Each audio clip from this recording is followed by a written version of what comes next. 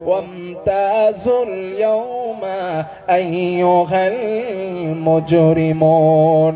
আল্লাহ রাব্বুল আলামিন বলেন, আমি বলবো অপরাধীরা আজ আলাদা হয়ে যা, পৃথক হয়ে যা, ইমানদারদের সঙ্গে কোনো সম্পর্ক নাই।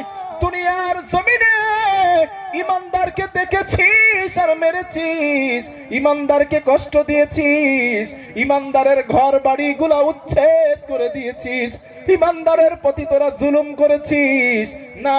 আজ তোদেরকে ইমানদারদের থেকে আমি আল্লাহ আলাদা করে দিলাম। ওই দিন অপরাধীরা, বেঈমানেরা, জুলুমকারীরা আলাদা হয়ে যাবে।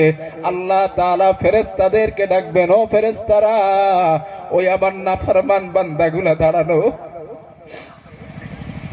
আমার নাফরমান বান্দাগুলা দাঁড়ানো, যা যা যা, আমার নাফরমান বান্দাদের গলায়